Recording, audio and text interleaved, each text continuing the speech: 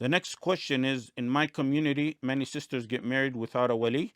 Is this permissible according to some of the ulama? One thing to keep in mind is that the righteous mujtahideen and imams and ulama of this ummah who side the truth in their sincere ijtihad in such matters are excused and possibly even rewarded, inshallah. However, those who follow them after the truth becomes clear to them, they are blameworthy.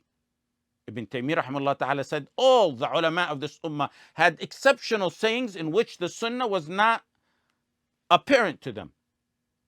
He said it doesn't degrade their status, but it also doesn't justify following them in that error. Following exceptional fatwa of the ulama where they made mistakes, especially when it's out of desire, is fisq. Ibn Abd al-Barr, rahimahullah ta'ala, said it's by ijma' that it's haram. Okay, I want to marry a sister without going through her wali. Let me go through the books of fiqh and dig up some opinion, some random opinion, based on my desire at that time, based on what I want, and go with that opinion. Muhammad ibn Ali ibn Hussein said the requirement for a wali in nikah is mentioned in the Quran. وَلَا تُنْكِحُ الْمُشْرِكِينَ حَتَّى يُؤْمِنُوا.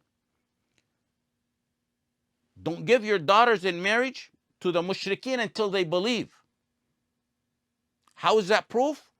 The speech is directed to the guardian, to the wali, to the father, because he has a right in this matter and he's an authority in this matter. وَلَا تُنْكِحُ الْمُشْرِكِينَ حَتَّى يُؤْمِنُوا. It's directed at the father. Don't give your daughters. Go to the beginning of the verse.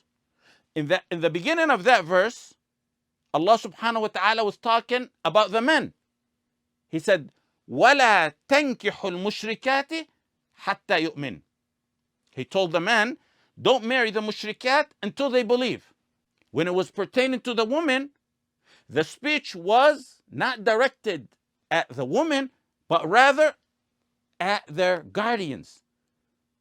وَلَا تُنْكِحُ الْمُشْرِكِينَ حَتَّى يُؤْمِنُوا. Don't give your daughters. But when it was referring to the men in the beginning, it was directly talking to them.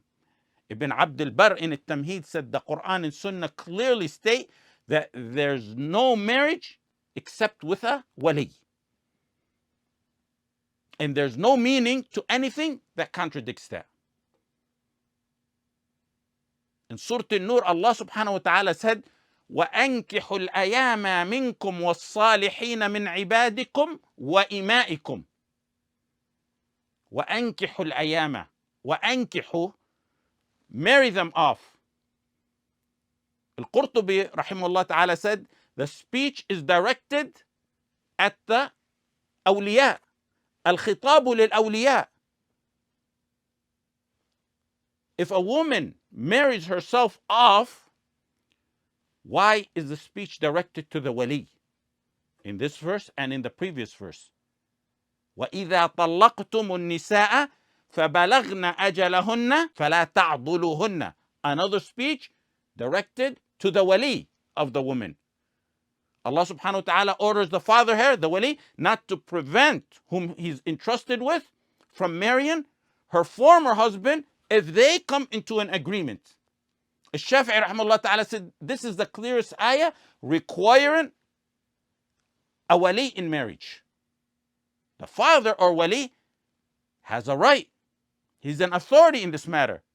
But Allah subhanahu wa ta'ala in this verse is restricting that right a little bit by telling him you can't prevent them from remarrying their exes if they come into an agreement. Similar to that, another restriction similar to that is what we mentioned in a previous fatwa. The father cannot force his daughter into marriage. He has the authority, he supervises it, but there's some restrictions. If the father or wali doesn't have authority over his daughter's marriage, why is the speech telling him what he's prevented from doing?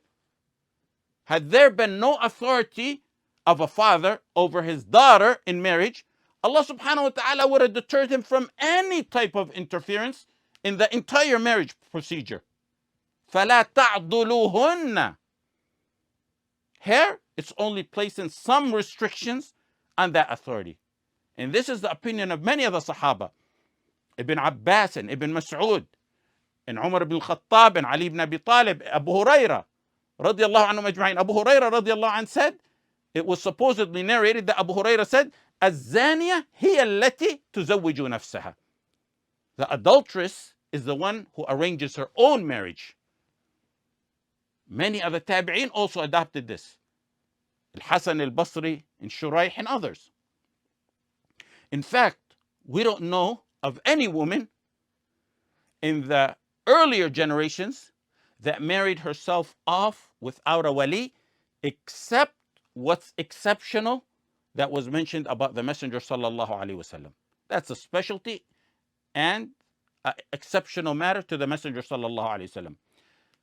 Ibn al-Mundhir said it's not permissible for a woman to marry herself off without a wali. And he also said we don't know of any narration of the Sahaba radiallahu anhu ajma'in that contradicts that.